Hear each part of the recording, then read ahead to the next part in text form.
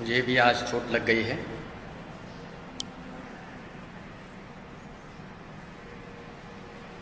उपद्रव, इसलिए थोड़ा लंगड़ाते हुए चल रहा हूं। जय हिंद साथियों, वंदे मातरम, भारत माता की जय। आप सभी को हृदय से बहुत बहुत आशीर्वाद। जैसे कि आप सब जानते हैं कि हम सभी लॉकडाउन की स्थिति के कारण हमारे घरों में कैद है, और यही कैद हमारे जीवन के लिए अमृत सिद्ध होगी। यही कैद हमारे जीवन के विकास उत्थान के लिए निमित्त बनेगी। और मैं यही चाहता हूं कि लॉकडाउन का आप हृदय से पालन करें। जो लॉकडाउन का पालन नहीं करेगा वो राजाज्ञा का उल्लंघन भी। क्या हुआ गुरुजी? सिद्धार्थ जी, मोच आ गई पैरों में, ऊपर से कूद पड़ा था मैं 20 फीट से, तो बस उतना ही, बाकी कोई दिक्कत नहीं चलता है। हम सब जानते हैं आज पूरे देश में क्या माहौल है। हम सब जानते हैं कि आज देश किस मातम में, किस दुख में, किस दुख की गहराइयों में डूबा हुआ है। मानो ऐसे लग रहा है कि हमारे परिवार का कोई सदस्य इस संसार को अलविदा कह गया हो।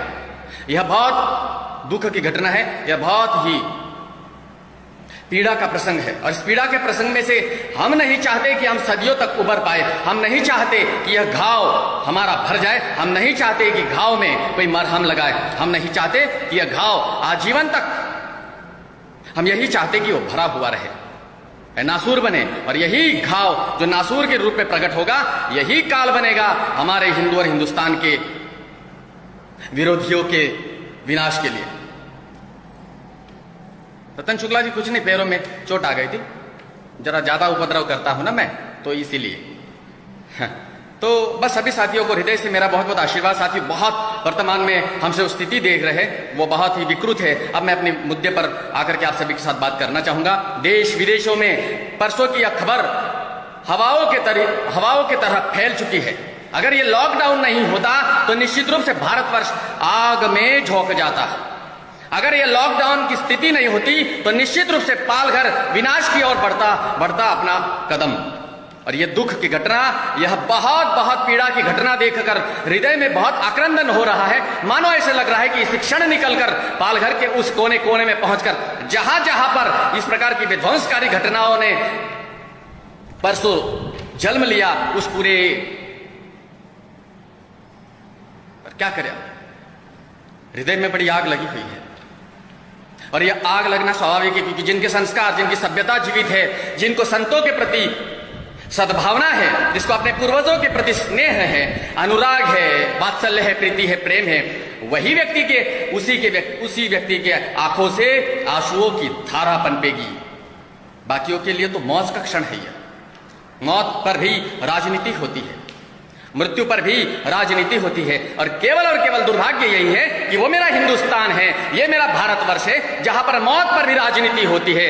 मौत किसकी हुई है, वहीं पर राजनीति का प्रारंभ होता है। मुसलमान मरा है तो हिंदुओं को खुशियां होती है, और हिंदू मरता है तो मुसलमानों को खुशियां होती है। मुसलमान मरता है तो पूरा मीडिया में रंडी रोना, विधवा आलाप शुरू हो जाता है। और हिंदू संतों की मृत्यु के पश्चात एक भी चैनल सुदर्शन को छोड़कर कोई बोलने को राजी नहीं है। सारे के सारे हिजड़े हो गए हैं।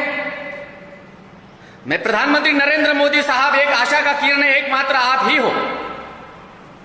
अगर यह घटना जो संतों के साथ हुई है वह उत्तर भारत में हो चुकी होती तो हमारे माननीय योगी आदित्यनाथ अभी तक उन लोगों को उनकी औकात दिखा चुके होते, क्योंकि वो सन्यासी है, और सन्यासी ही समझता है संसार के मनुष्यों की, हर जीव की पीड़ा को। उद्धव ठाकरे क्या समझेगा?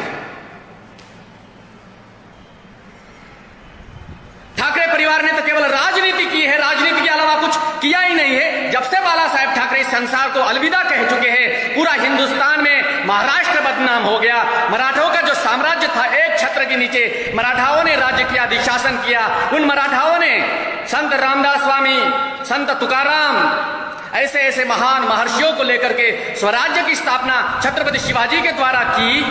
आज उसी छत्रपति शिवाजी महाराज की वह भूमि उस संतों के रक्त से दूषित हो गई। तुम्हारा प्रशासन हिजड़ा हो गया, हिंदू समाज हिजड़ा हो गया। महाराष्ट्र मराठाओं का नहीं, समझदारों को इशारा काफी है। उद्धव ठाकरे का कोई बयान नहीं। जो संजय राउत कभी सूर्य सागर के पिस्टल चलाते हुए वीडियो को वायरल करता है अपने फेसबुक के जरिए और मातम मचाता है कि एक अहिंसा के मार्ग पर चलने वाला एक साधु, एक सन्यासी सूर्य सागर हिंसा की बात करता है, अपने हाथ में शस्त्र लेकर के चलता है। यह रंडी रोना अगर यह लोग अपने वॉल पर अपने फेसबुक के जरिए और मीडिया को पैसे देकर अगर मेरे बारे में गलत प्रचार कर सकते हैं तो इस समय इन लोगों को कौन सा साथ सुन गया? यह तो हमारी अस्मिता का विषय है। जिस संतों के बलबूते तुमने शिवसेना स्थापित की, जिस संतों के बल पर महाराष्ट्र जीवित रहा, जिस संतों के बल पर छत्रपति शिवाजी महाराज ने भगवा का एकीकरण किया, उसी छत्रपति शिवाजी महाराज को और उनकी पवित्र आत्मा को, बाला साहेब ठाकरे की पवित्र आत्मा को लज्जित करने वाली घटना अगर पालघर में होती है तो निश्चित रूप से समझ लीजिए कि यह दुर्भाग्य का विषय है। और मैं आप सभी को एक हृदय से प्रार्थना करना चाहूंगा, इस समय लाइव देखने वाले मेरे सभी साथी, यह जो आप लोग सिंबल भेजते हो ना, क्रोध वाला, गुस्से वाला, स्वाभाविक है कि आपको गुस्सा आ रहा है इस समय, लेकिन ये गुस्से वाला सिंबल, क्या बोलते हैं इसे, जो लाइक अभी आता है ना, ये लव वाला सिंबल, वो भेजो। लेकिन गुस्से वाला सिंबल भेजोगे तो लाइव रुक जाएगी मेरी। इसलिए मेहरबानी करो, अपना क्रोध फिलहाल शब्दों से प्रकट करो, लिखो, लेकिन कमेंट के जरिए लिखो, लेकिन यहां पर वो क्रोध वाला सिंबल मत डालो, मेरी लाइव रुक जाएगी, मेरे शब्द रुक जाएंगे, मुझे जो बोलना है वो बात रुक जाएगी। मैं जानता हूं देश की विघातक प्रवृत्तियां मेरी आवाज को दबाने का प्रयास करती है।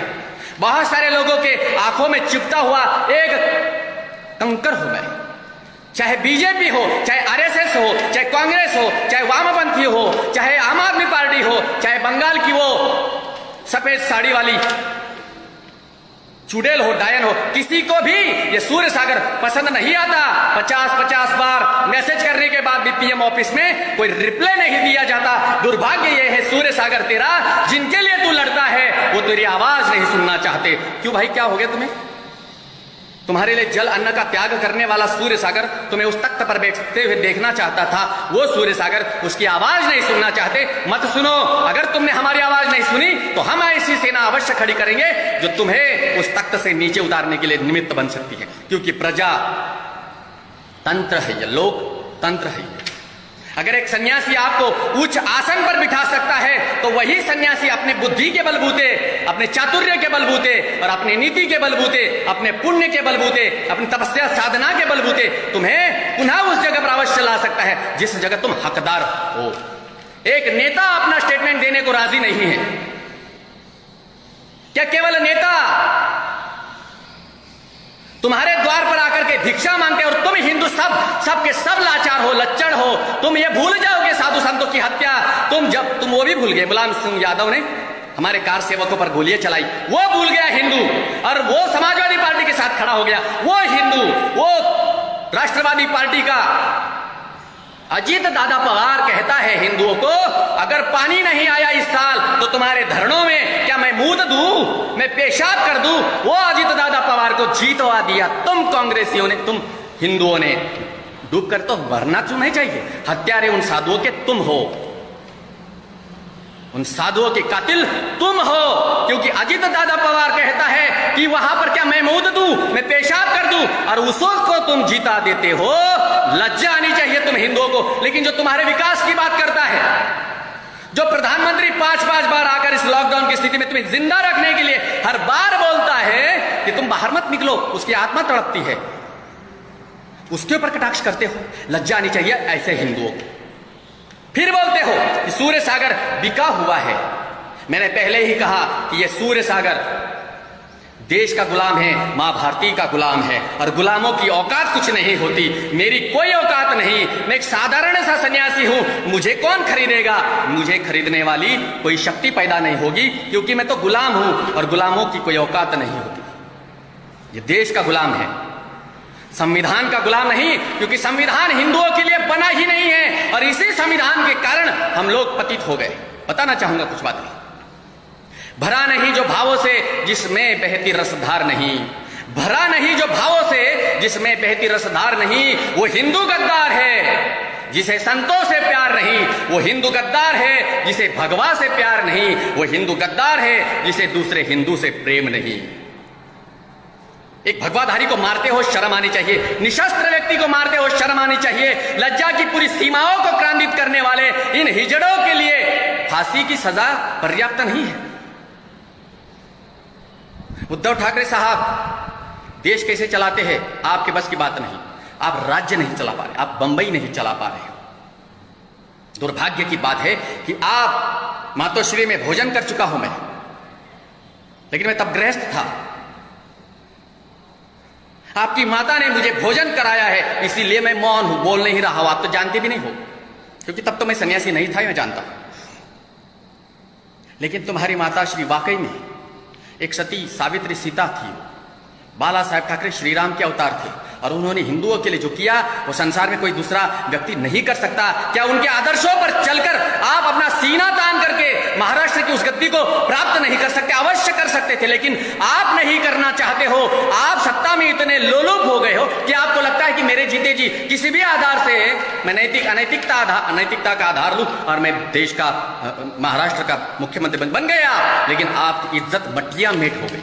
हम चाहते थे कि एक हिंदुत्व का पुरोधा, एक बाला साहेब का बीज, एक बाला साहेब का अंकुर, एक बाला साहेब का रक्त, एक बाला साहेब के रक्त की कणिकाओं से जन्मा हुआ एक माननीय मुख्यमंत्री उद्धव ठाकरे को हम सम्मान से याद करें। लेकिन हमें बड़ा दुख होता है, दर्द होता है, पीड़ा होती है कि आप एक हिंदुत्व के एक ऐसे सन्यासी के पुत्र हो, परशुराम हो, लेकिन परशुराम के कोई गुण आपने उजागर नहीं किए, सबके सब छिपा दिए। उसे उजागर करने का समय आ गया है। भारतीय जनता पार्टी आपके साथ किनारा नहीं करेंगी, यह सन्यासी का वचन है। आपके साथ हिंदू किनारा नहीं करेगा, यह सन्यासी का वचन है। ना भूतो ना भविष्यति, इस प्रकार की घटनाओं को जन्म दो, आपको कोई भूलना नहीं चाहेगा।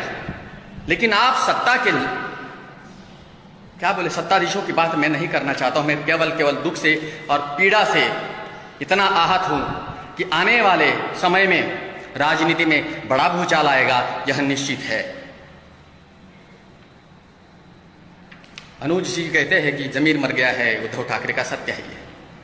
अगर इनका जमीर जिंदा होता तो एक का स्टेटमेंट आता। दुर्भाग्य यही है कि पालघर के लोगों का जमीर मर गया, पालघर के लोगों का भी जमीर मर गया। कोई एक जगह पर आकर के इसका विरोध नहीं कर रहा है।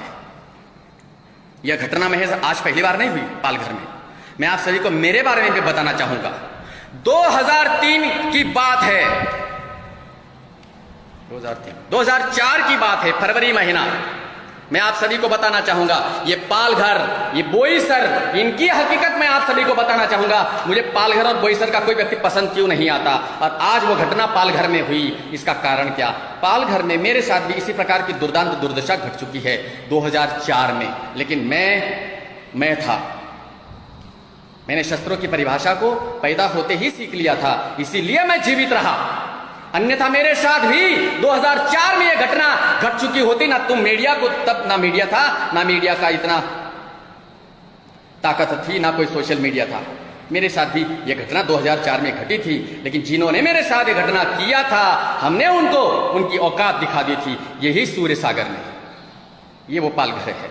साथियों, बड़ा दुर्भाग्य है कि तीन पार्टियां मिलकर के भी एक राज्य को नहीं चला पा रही। कांग्रेस, राष्ट्रवादी कांग्रेस, शिवसेना। अब शिवसेना को शिवसेना कैसे कहे हम? शिवसेना को शिवसेना क्यों नहीं कहेंगे हम?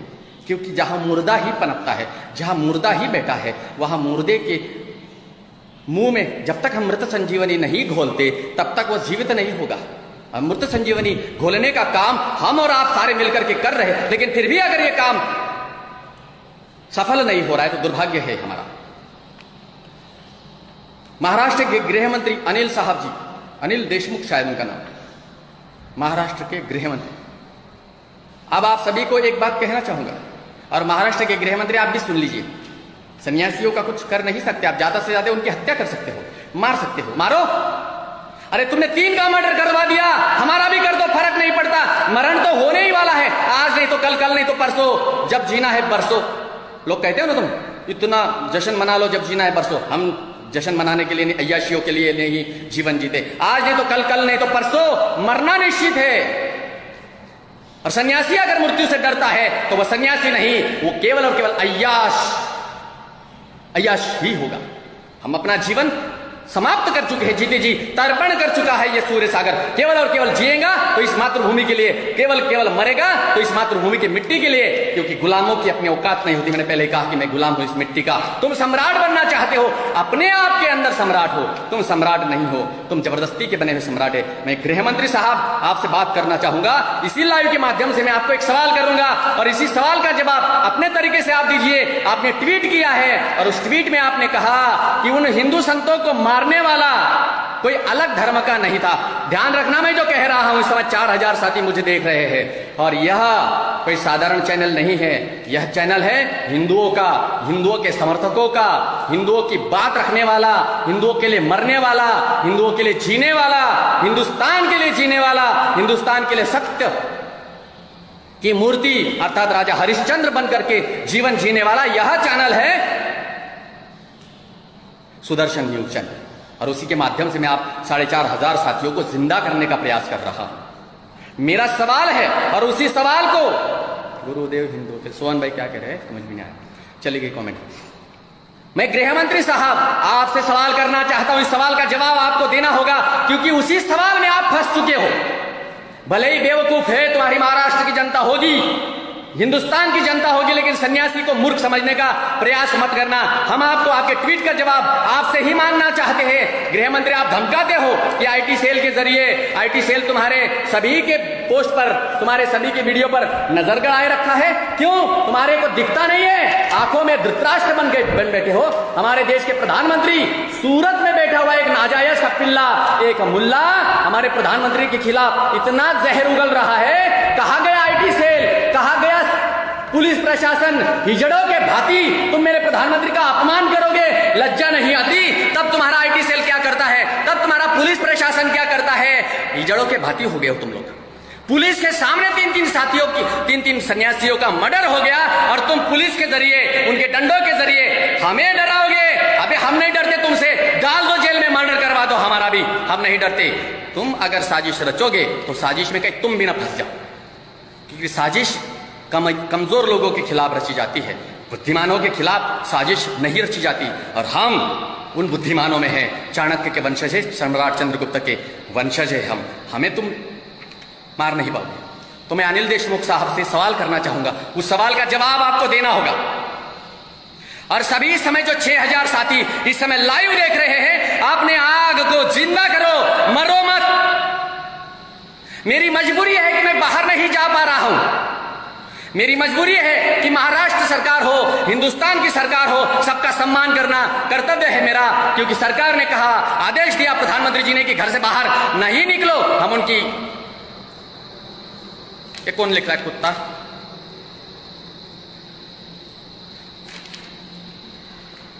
हम अपने प्राणों की चिंता नहीं करें, लेकिन लॉकडाउन मेरे कारण अगर 4 लोग मर जाते हैं तो मैं क्यों जाऊं बाहर? अगर ये एक व्यक्ति के कारण, एक जिसको ये कोरोना हुआ, अगर वो मरता तो हम कब से निकल गए होते, लेकिन मेरे कारण अगर सैकड़ों लोगों को अगर वो बीमारी हो जाए तो ये सूर्य सागर निकलेगा नहीं। मैं अनिल देशमुख साहब फिर से तुम्हारे टॉपिक पर आकर बात करना चाहूंगा। तुम गृह मंत्री हो ना, गृह मंत्री का कर्तव्य क्या होता है यह जानना चाहूंगा मैं आपसे। मेरा नंबर 9099110088। वैसे तो सबको पता है, और आप मिनिस्टर हो, चीफ मिनिस्टर के ऑफिस से मेरे नंबर को सर्च किया जाता है, जानता हूं मैं। क्यों सर्च किया जाता है भाई, क्या वजह है ऐसी? कोई फर्क नहीं पड़ता। संतों को मारना बड़ी बात नहीं है, लेकिन संतों में छिपे हुए खतरनाक योद्धाओं को मारना बड़ी असंभव बात है। मुझे मारोगे, मुझे मारने का प्रयास करोगे, मार दो, लेकिन जिस दिन सूर्य सागर मरेगा पूरा हिंदुस्तान जलेगा, ये मैं जानता हूं, क्योंकि मुझे चाहने वाले हजारों सैकड़ों लाखों लोग हैं। मैं कमलेश तिवारी के जैसे नहीं हूं कि मार दिया जाऊंगा, वो बेचारा शहीद हो गया, लापरवाह था, शहीद हो गया। तुम्हारी ताकत है तो सूर्य सागर के सामने आकर के लड़ करके दिखाना, मारना है तो दूर से मार देना गोली, सामने आओगे तो सारे पीतल बाहर निकल आएंगे। बड़ा दर्द है, बड़ी पीड़ा है। अगर ये सन्यासी की जगह तुम्हारा बेटा, तुम्हारा भाई, तुम्हारी पत्नी, तुम्हारे परिवार का कोई साथी सदस्य, तुम्हारी माता, पिता, बहन अगर मारी जाती तो क्या तुम क्या करते? तुम पूरा महाराष्ट्र सर आंखों पर उठा लेते, क्योंकि सत्ता है तुम्हारे पास। उन सन्यासियों ने क्या बिगाड़ा था? 72 साल का एक बूढ़ा सन्यासी जिसको मार दिया, वो हरामखोर पुलिस वाला। अरे तुम सौगंध लेते हो जब पुलिस में भर्ती होते हैं, सारे पुलिस वालों के लिए आज तक मैंने कभी गलत नहीं बोला, क्योंकि पुलिस का सम्मान करता हूं मैं, करता था, करता भी रहूंगा। ये पुलिस हाथ में पकड़ा है उस साधु को और हवाले कर देता है भीड़ की। अरे वो पुलिस वाले, अगर तू मर जाता ना तो तेरा पुतला बन जाता हिंदुओं की ओर से, क्योंकि तू शहीद होता, एक सन्यासी को मरते मरते बचाने वाला एक शहीद। लेकिन तुम तो हिजड़े हो, खाकी के नाम पर कलंक हो तुमने कसम खाते हो, पुलिस प्रशासन कसम खाता है, वचन देता है मातृभूमि को, संविधान की झूठी कसम खाते हो, कहते हो जब तक हमारे प्राणों में प्राण है हम हिंदुस्तान की रक्षा करेंगे, हिंदुस्तान की प्रजा की रक्षा करेंगे, किसी भी प्रकार का व्यभिचार नहीं करेंगे। और तुमने किया क्या? तुम्हारे आंखों के सामने उन संतों को मार दिया। तुम्हारी प्रतिज्ञा झूठी है, तुम बलात्कारी हो, तुम हत्यारे हो, तुमने मार दिया उस साधु को, तुमने मार दिया उस सन्यासी को, तुम हत्यारे हो। ये कसमें खाना बंद कर दीजिए कोर्ट में, गीता की कसम खा करके तुम हमारी गीता की कसम खाते हो और भगवत गीता के विरोध में बात करते हो, भगवत गीता की बात करते, भगवत गीता की कसम खाते हो अदालतों में और कुरान की बातें करते हो। माननीय अनिल देशमुख साहब गृह मंत्री महाराष्ट्र के, आचार्य सूर्य सागर तुम्हारे ट्वीट का जवाब देना चाहता था, लेकिन ट्वीट के जरिए नहीं, इस लाइव के जरिए। मैं जानता हूं मेरे लाइव पर तुम्हारी नजरें बहुत होगी आज। तुमने कहा कि हमलावर अलग धर्मी नहीं थे। मैं गृह मंत्री तुम्हारे से एक सवाल करना चाहता हूं लाइव। 10,000 लोग इस समय देख रहे, 10,000 साथी। मैं उन 10,000 साथियों के साक्षी से आपको एक सवाल करना चाहता हूं और आपको जवाब देना होगा। अगर आप जवाब नहीं दोगे तो मैं ये जवाब प्रधानमंत्री नरेंद्र मोदी साहब से मांगूंगा।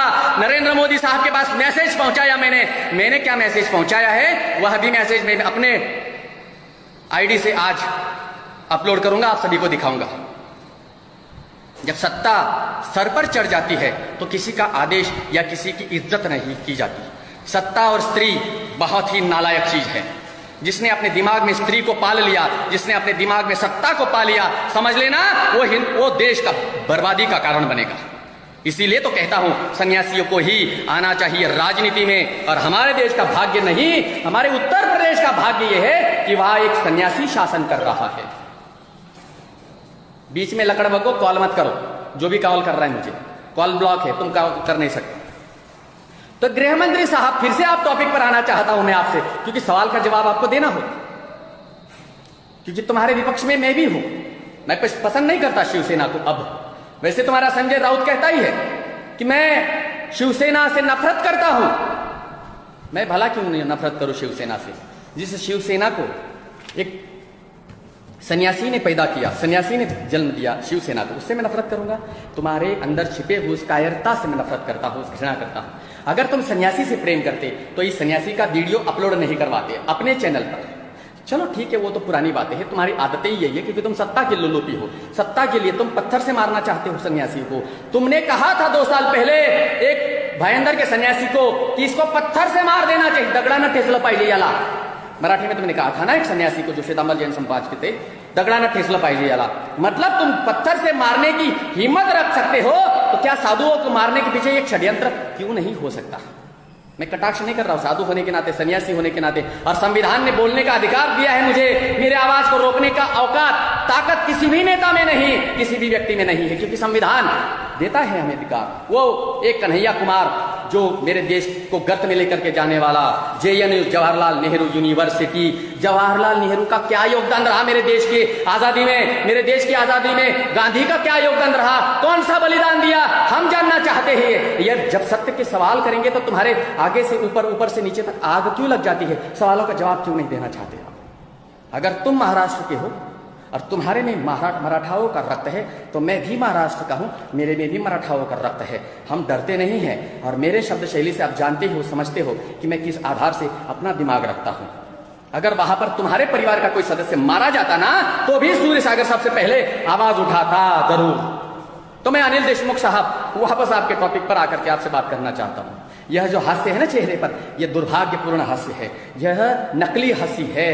असली हंसी तब आएगी जब मेरा हिंदुस्तान हिंदू राष्ट्र बनेगा, और इसे बना के रहेंगे हम। मैं अनिल देशमुख साहब, आपने कहा ट्वीट पर कि उनको सन्यासियों को विधर्मियों ने नहीं मारा, उनके ही धर्म वाले लोगों ने मारा। क्यों? तुम्हें नाम लेने में शर्म महसूस होती है? मुसलमानों का नाम नहीं लिया, ये ईसाइयों का नाम नहीं लिया, बाकियों का नाम नहीं लिया, और आपने ये कहा कि उनको उन्हीं के धर्म वालों ने मारा। चलो मान लेते हैं कि उनको मारने वाले उन्हीं के धर्म के हैं, हिंदुओं के हैं। आपको कैसे पता? आपको कैसे पता कि हिंदुओं ने ही मारा? अनिल देशमुख साहब, गृह मंत्री, आप इस्तीफा दे दीजिए, क्योंकि आप गृह मंत्री के लायक ही नहीं। आपने ऐसा सवाल, ऐसा बेतुका ट्वीट किया। तुम्हें क्या लगा कि तुम्हारे हाँ में हाँ मिलाने वाले कई लोग वहां पर हाँ करेंगे? हमारे जैसे लोग भी हैं जो तुम्हारे को सवाल करेंगे, क्योंकि तुम नैतिक पद पर हो, तुम नैतिक पद पर हो। उस पद की गरिमा रखनी चाहिए थी। तुमने कहा कि उन्हीं के धर्म वाले थे, अर्थात तुमने ये क्यों नहीं कहा कि वहां पर मुसलमान नहीं था, और मुसलमानों के द्वारा, इन ईसाइयों के द्वारा जब हिंदुओं को मारा जाता है तब तुम्हारा मुंह क्यों नहीं खुलता? दिल्ली में एक चर्च पर, केवल एक चर्च की छत पर, खिड़की पर पत्थर मार दिया गया तो पूरे देश में हंगामा हो गया। तुम्हारा मौन उस समय नहीं था। और हमारे 3 संतों को मार दिया गया, तुम्हारे मुंह से यही शब्द निकला कि वहां पर मारने वाले उन्हीं के धर्म के थे। तो तुम क्यों नहीं बोलना चाहते? तुम्हें कौन सा दबाव? कहां से तुम्हारे पास सत्ता पाने के लिए इतना गिर जाओगे? मेरे पास भी कई प्रस्ताव आए, कई प्रस्ताव आ रहे, धमकी आती, जान से मार देंगे, कितना पैसा चाहिए, 300 करोड़ तक देने के लिए तैयार हो गई थी पिछले साल। अब पार्टी का नाम नहीं लेना चाहूंगा मैं। क्या तुम इस नौकर को खरीदोगे जो गुलाम है सूर्य सागर? उसे खरीदोगे? मैंने पहले ही कहा, हर बार कहा, बार बार कहा, और हर बार वही कहूंगा, ये सूर्य सागर गुलाम है और गुलाम ही मरना चाहूंगा। मातृभूमि का गुलाम हूं मैं, और मातृभूमि के गुलाम को खरीदने की औकात ईश्वर की नहीं, ब्रह्मा की नहीं, विष्णु की नहीं, महेश की नहीं, 33 कोटि देवताओं की नहीं। हमें क्या खरीदोगे तुम? मैं सवाल का जवाब चाहता हूं आपसे। आपने ये क्यों कहा? गृह मंत्री हो आप, और आप डराते हो हिंदुओं को, क्योंकि आपको पता है कि ये मामला तूल पकड़ चुका है। मैंने एक छोटी सी वीडियो अपलोड की, 10,000 साथियों ने, हमारी समीक्षा जी जादव कवयित्री है महान, उनकी कविता मैंने पढ़ी और हजारों लोगों ने उसे शेयर किया, पसंद आया, क्योंकि उसमें उनका दर्द था। उस दर्द को मैंने अपने दर्द के जरिए पेश किया और आप सभी ने उस दर्द को ग्रहण कर, पीकर उसे लोगों के पास पहुंचाया। साथियों, शब्द स्वाभाविक नहीं होते। बहुत सारे लोग बोलते हैं, अरे आप तो बोलते हो फेसबुक पर, अरे मैं सन्यासी हूं, मेरा धर्म यही है कि आपको नैतिक अनैतिकता का पाठ बताऊं, सिखाऊं, पढ़ाऊं, और नैतिक क्या अनैतिक क्या है उसी मार्ग से आप अगर भटक रहे हो तो मैं नैतिकता अनैतिकता से आपको नैतिकता पर लेकर के आऊं। शाब्दिक क्रांति साधारण नहीं होती, शब्दों की ताकत शस्त्रों से भी अधिक होती है, और शब्दों की ताकत को जो नहीं समझ सकता है वो ही ज्यादा। मैं भाई यही कहना चाहूंगा, दुर्भाग्य की बात है, यह घटना पालघर में हुई है। अगर यह बीजेपी शासित किसी प्रदेश में हुई होती तो तूल पकड़ लेते ये इस मैटर को। मेरे शत्रु कम नहीं है। अब 11,000 साथी इस समय देख रहे, जानता हूं 11,000 में लाखों लोग मुझसे प्रेम करने वाले मिलेंगे भी, लेकिन लाखों लोगों में ऐसे भी लोग हैं जो मुझे जीवित नहीं देखना चाहते। मैंने पहले ही कहा, जिंदगी से लगाव रखने वाला सन्यासी नहीं होता। मृत्यु तो संभवतः पूर्ण रूप से सत्य है।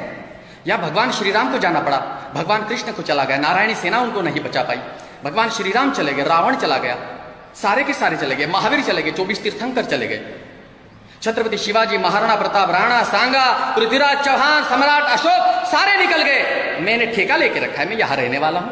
तुमने ठेका लेके रखा है, तुम यहां रहने वाले हो, सब जाने वाले हो। जब जाने ही वाले हो तो भगवान के आंखों में आंखें डालकर बात करने की योग्यता अगर तुम्हारे में नहीं हो तो तुमने कमाया हुआ सारा धन, पद और प्रतिष्ठा केवल तृणवत है, कचरे की भांति, विष्ठा की भांति है। मुझे अभिमान है कि जब भी मैं परमात्मा के पास पहुंचूंगा, आंखों में आंखें डालकर भगवान के साथ बात करने की हिम्मत रखूंगा, क्योंकि ऐसी कोई घटना मेरे द्वारा नहीं हुई है। देश के लिए अगर मुझे कुछ लोग कहते हैं कि तुम नंगे हो, अरे कुत्तों की औलाद हो, मैं तुम्हें बात कहना चाहूंगा, नंगा तो सारे ही है, पशु पक्षी नंगे, तुम्हारी माताएं नंगी, तुम्हारे बाप नंगा, तुम्हारा परिवार नंगा, कपड़ों में तो सारे नंगे होते हैं। क्या मेरे धर्म के सिद्धांतों के साथ इस प्रकार से तुम खिलवाड़ करोगे तो स्वाभाविक है हम तुम्हारे धर्म के साथ भी अवश्य खिलवाड़ करेंगे अगर तुम कटाक्ष करने का साहस करोगे, दुस्साहस करोगे। 3 सन्यासी मारे जाते हैं, अगर लॉकडाउन नहीं होता तो आज देश डाउन हो चुका होता।